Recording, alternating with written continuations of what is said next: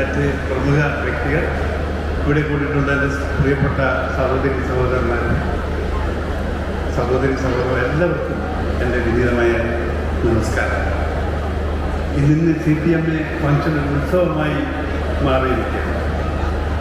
ഇത് വളരെ സന്തോഷമുള്ള ഒരു കാര്യമാണ്. മലയാളികളുടെ ഒരു കൂട്ടായ്മ, സൗഹൃദത്തിൻ്റെ ഒരു കൂട്ടായ്മ, സ്നേഹത്തിൻ്റെ ഒരു കൂട്ടായ്മ, അതിന് നമ്മളെല്ലാവരും അഭിമാനിക്കേണ്ട ഒരു കാര്യമാണ്. തമിഴ്നാട്ടിൻ്റെയും കേരളത്തിൻ്റെയും സംസ്കാരം യോജിപ്പിച്ചുകൊണ്ട് മിശ്രിതമായി നടക്കുന്ന ഒരു ആഘോഷ പരിപാടിയാണ് ആവണിപ്പൂവരെങ്കിൽ നിങ്ങൾ എല്ലാ തമിഴ്നാട്ടിലെയും കേരളത്തിൻ്റെയും എല്ലാവരെയും ചേർത്തുകൊണ്ട് സഹോദരങ്ങളായി കരുതിക്കൊണ്ട് അവരുടെ സംസ്കാരങ്ങൾ ഒരുമിച്ച് എങ്ങനെ ഏത് രീതിയിൽ അത് നല്ല സമൂഹത്തിന് നന്മയ്ക്ക് വേണ്ടി പ്രയോജനപ്പെടുത്തുമോ അത് ചെയ്തുകൊണ്ടുള്ള ഒരു പരിപാടിയാണ് ഈ CPM ഇന്ന് നടത്തിക്കൊണ്ടിരിക്കുന്നത്.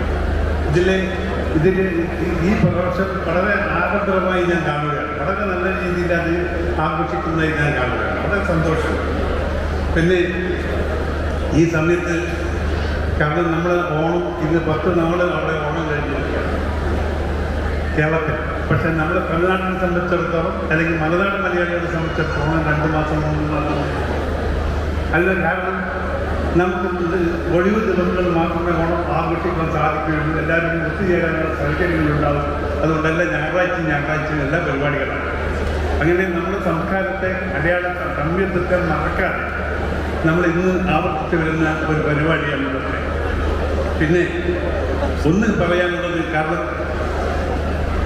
നമ്മുടെ ഓണം ആഘോഷം കഴിഞ്ഞ പ്രാവശ്യം ഇവിടെ അന്ന് തമിഴ്നാട്ടിൻ്റെ ഒരു ഫംഗ്ഷൻ ആയതുകൊണ്ട് എല്ലാവരും ഒരുമിച്ചായതുകൊണ്ട് നബിദിനം എല്ലാവരും ഒരുമിച്ചായതുകൊണ്ട് ഓണം നന്നായി നടക്കും.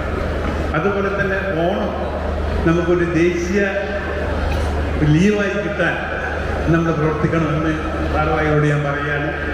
ഇന്ന് തമിഴ്നാട്ടിൻ്റെയും കേരളത്തിൻ്റെയും മുഖ്യമന്ത്രിമാർ വളരെ സ്നേഹത്തോടുകൂടി പിന്നെ ന്യായപരമായ ചില കാര്യങ്ങളൊക്കെ കണ്ടിന്യൂ ചെയ്ത് വരുമ്പോൾ ഈ സമയത്ത് തീർച്ചയായും ഇത് നമുക്ക് സാധിക്കുന്നൊരു കാര്യമാണ്. ഓണത്തിന് ഒരു ദേശീയ ഓണം മുഴുവനും തമിഴ്നാട്ടിലും കേരളത്തിൽ ആഘോഷിക്കുന്ന പോലെ തന്നെ ഇവിടെ ആഘോഷിക്കാനുള്ള ഒരു തയ്യാറെടുപ്പ് നമ്മൾ എടുക്കണം. മലയാളത്തിൽ സാധിക്കണം. അതിനുള്ള പ്രവർത്തനങ്ങൾ CPM ചെയ്യണം എന്ന് ഞാൻ ആവശ്യപ്പെടുക.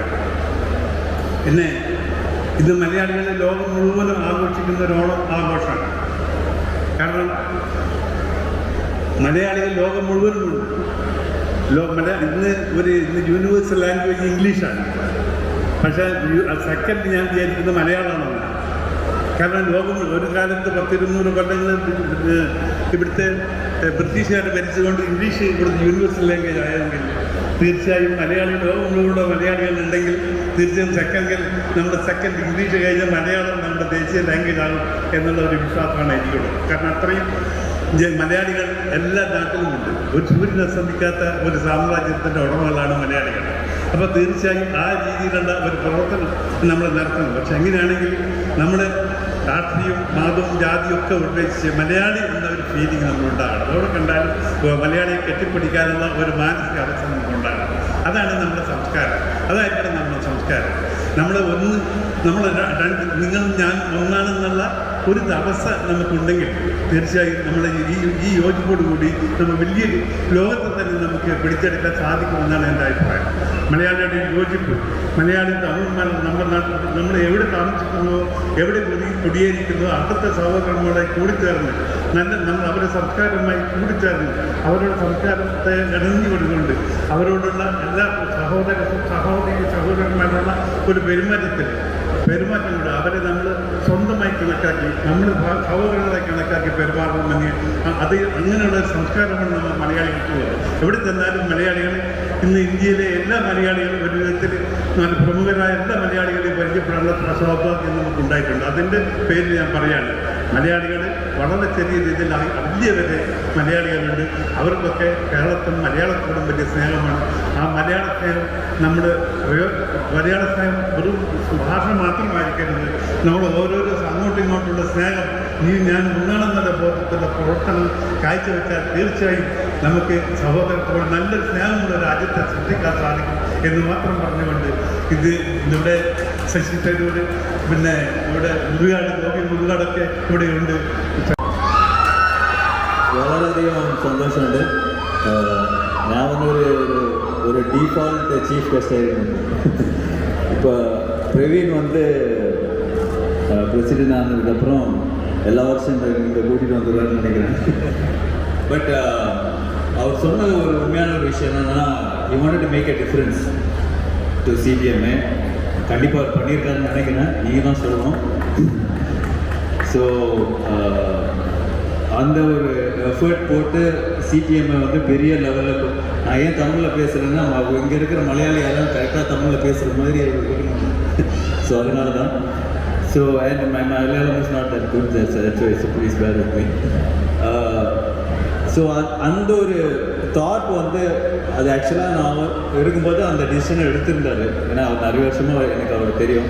நான் அவர்கிட்ட கேட்ட ஒரே ஒரு விஷயம் தான், ஏற்கனவே நிறைய பிரச்சனை இருக்குது, இந்த இதுலேயும் இது பண்ணுமான்னு கேட்டேன். But he was very passionate. He wanted to do lot to the CPMA association.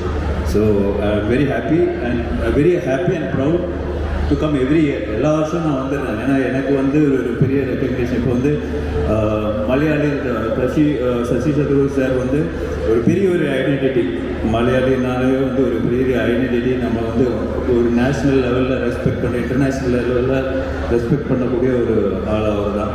So very happy to be here sir. So very happy to have you here sir. Thank you so much. ஏன்னா அவர் பார்த்தோன்னே நான் ஒரு விஷயம் சொன்னேன், sir நீங்கள் பண்ண ஆடெல்லாம் செம்மையாக இருக்குது, அந்த கிரிக்கெட் ஃபுட்பால் ஆட்ஸ் எல்லாம் சூப்பராக இருக்குது, இட் வாஸ் வெரி இன்ட்ரெஸ்டிங் சொன்னேன். ஸோ ஆனால் எனக்கு இன்றைக்கி தான் ஒரு விஷயம் புரிஞ்சுது. ஏன்னா அவரை பார்த்தோன்னே அவர் பேசுகிற இங்கிலீஷே புரியாது, ரொம்ப கஷ்டமாக இருக்கும். ஆனால் இன்றைக்கி தான் எனக்கு தெரிஞ்சது, அவர் மலையாளத்தில் பேசினாலே இங்கிலீஷ் மாதிரி தான் இருக்கணும். ஸோ அப்போ தான் புரிஞ்சது, ஓகே அப்போ கண்டிப்பாக எங்களுக்கு அவரோட இங்கிலீஷ் புரியாதுன்னு. But very sweet of him to come here, because I know is too busy, but he made an effort to come and make everybody proud. So happy and கண்டிப்பாக அடுத்த வருஷம் நம்ம பார்க்கலாம். தேங்க்யூ.